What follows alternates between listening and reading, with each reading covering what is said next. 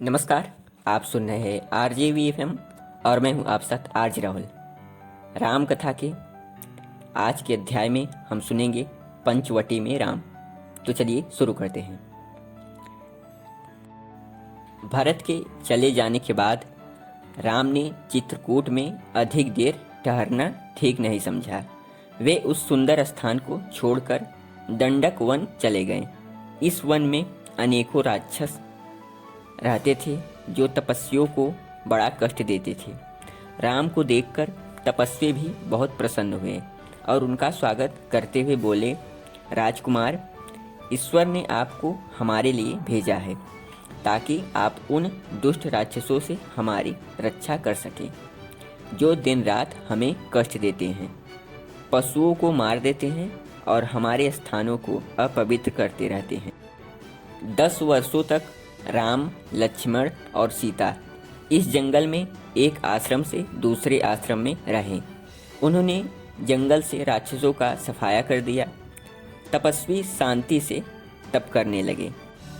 अंत में वे महर्षि अंगस्त्य के आश्रम में गए। उन्होंने उनको आशीर्वाद दिया और उन्हें वनवास का बाकी समय गोदावरी नदी के किनारे पंचवटी में बिताने की सलाह दी। वे पंचवटी में आकर रहने लगे। यह स्थान बड़ा सुंदर था। सभी जानवर निश्चिंत होकर शांति से विचरा करते थे। उनकी पर्णकुटी के सामने मोर नाचते थे। उनकी कुटी के आसपास बहुत से फलों और फूलों के पेड़ थे। उनका जीवन बड़े सुख और आनंद से बीत रहा था। एक दिन लंका के राजा रावण की बहिन सूर्पणखा इस जंगल में आई और उसने इन दोनों सुंदर राजकुमारों को देखा।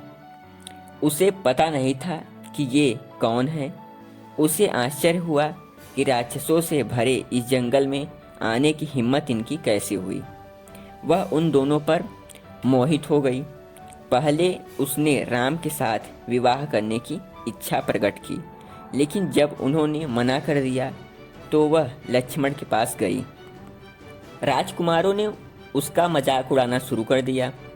राम ने कहा, देखो, मेरे साथ तो मेरी पत्नी है, मैं तुमसे विवाह कैसे कर सकता हूँ। लक्ष्मण बोले, मैं तो राम का दास हूँ और एक दास की पत्नी को दासी बनाना पड़ता है। सूर्पणखा उनका मजाक नहीं समझ पाई और सीता की ओर झपटती हुई चिल्लाई, राम, मैं तुम्हारी पत्नी को ही चबा जाती हूँ, तब फिर तुम मुझसे विवाह कर सकोगे। राम ने उसे रोकते हुए लक्ष्मण से कहा, ऐसे खतरनाक लोगों से हमें मजाक नहीं करना चाहिए। लक्ष्मण ने गुस्से से आकर उसके नाक कान काट डाले। सूर्पणखा रोती हुई अपने भाई खर और दूषण के पास गई और उससे राम लक्ष्मण से बदला लेने के लिए कहा। राम जानते थे कि राक्षस लोग उन्हें मारने के लिए अवश्य आएंगे, इसलिए वे उनका सामना करने के लिए तैयार थे। लक्ष्मण के साथ उन्होंने सीता को सुरक्षित स्थान पर भेज दिया। लक्ष्मण स्वयं वहां रहकर राक्षसों से लड़ना चाहते थे, इसलिए उन्होंने राम से कहा, आप माता सीता को कहीं दूर ले जाइए और मुझे राक्षसों का सामना करने दीजिए। लेकिन राम ने उनकी बात नहीं मानी। खर और दूषण अन्य सैकड़ों राक्षसों के साथ धूल का गुबार उड़ाते हुए जल्दी ही वहां आ पहुंचे, लेकिन राम का मुकाबला भला वे कैसे करते। राम ने उन सब का काम तमाम कर दिया। सूर्पणखा जो यह सब दूर से देख रही थी, राम के पराक्रम को देख दंग रह गई। पीड़ा से कराहती हुई और क्रोध से चीख पुकार करती हुई वह जंगल से भागी भागी अपने बड़े भाई रावण को उस जनसंहार के बारे में बताने लंका जा पहुंची। रावण ने जब सारी कहानी सुनी तो आपे से बाहर हो गया। कहती क्या हो, एक आदमी ने उन सबको मार डाला, यह कैसे हो सकता है? उसने गरजते हुए कहा, वे साधारण आदमी नहीं हैं। सूर्पणखा बोली, बहुत बलवान और साहसी हैं। यद्यपि लगते बड़े साधारण से हैं। वल्कल वस्त्र पहनते हैं और कुटी में रहते हैं। सीता परम सुंदरी है, उसे तो तुम्हारे सोने के महल में तुम्हारी रानी बनकर रहना चाहिए, न कि उस झोपड़ी में राम की पत्नी बनकर। रावण ने अपनी बहन का बदला लेने की तरकीब सोची। वह रथ पर सवार हो अपने मामा कपटी मरीच के पास पहुंचा। मरीच मायावी था और मनचाहा रूप बदल सकता था। सोने का मृग बनकर तुम पंचवटी में जाओ और जिस कुटी में सीता रहती है उसके आसपास जाकर चरने लगो।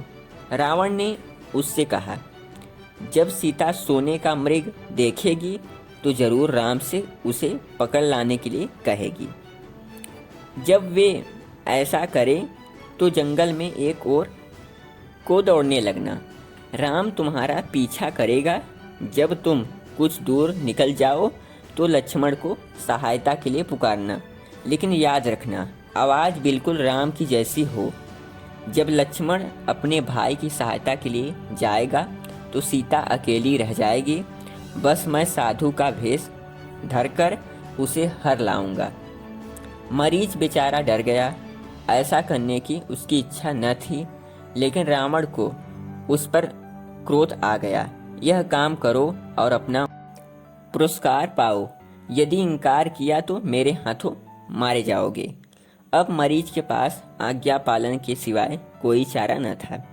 जैसा रावण ने चाहा था वैसे ही हुआ। सीता ने सोने की झिलमिलाती हुई चमड़ी वाला मृग देखा। उन्होंने उसे पाने की इच्छा प्रकट की।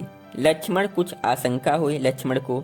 उन्होंने राम से कहा, ये कोई राक्षसी माया जान पड़ती है, आप इनकी बात पर ध्यान न दें। लेकिन सीता हट करने लगी और बोली, जाइए स्वामी, यदि आप इसे पकड़ नहीं सकते तो तीर से मारकर ही लाइए। इसकी चमड़ी बड़ी सुंदर है। अंत में राम को सीता की बात माननी पड़ी। सीता ने उनके कारण बहुत कष्ट उठाए थे, इसलिए राम उनकी किसी भी इच्छा को पूरा करने से इनकार नहीं करते थे। उन्होंने धनुष बाण उठाया और लक्ष्मण को समझाया, सीता की रक्षा करना। लक्ष्मण चाहे कुछ हो जाए, इन्हें अकेला मत छोड़ना। राम को आता देख मृग कुलाचे भरने लगा। रावण ने जो चाल सोची थी वह सफल रही। उसने जैसा सोचा था बिल्कुल वैसा ही हुआ। दौड़ते हुए हिरन को राम पकड़ नहीं पाए और काफ़ी दूर निकल गए। अंत में उन्होंने उसे तीर का निशाना बनाया। तीर लगते ही मरीच का असली रूप प्रकट हो गया। ठीक राम जैसी आवाज़ बनाकर उसने सहायता के लिए बड़े जोर से पुकारा, हाँ लक्ष्मण। इसके बाद उसके प्राण पखेरु उड़ गए। राम समझ गए कि उन्हें कुटिया से दूर लाने के लिए यह चाल चली गई है। उन्हें संदेह हुआ और वह जल्द ही वापस लौट पड़े। सीता ने जब यह आवाज़ सुनी तो घबरा गई। उन्होंने लक्ष्मण से कहा, लक्ष्मण जल्दी जाओ, तुम्हारे भाई किसी संकट में फंस गए हैं। लक्ष्मण ने उत्तर दिया, नहीं देवी, यह तो मुझे यहाँ से दूर ले जाने के लिए चाल चली गई है। सीता को गुस्सा आ गया। वह व्यग्र से बोली, तो तुम यह चाहते हो कि राम की कोई हत्या कर डाले? लक्ष्मण के हृदय को आघात पहुंचा। दुखी होकर वे यह कहते हुए चले गए, ईश्वर जाने अब हम पर कौन सी मुसीबत आने वाली है। आज के लिए इतना ही। अगले अध्याय में हम सीता हरण सुनेंगे।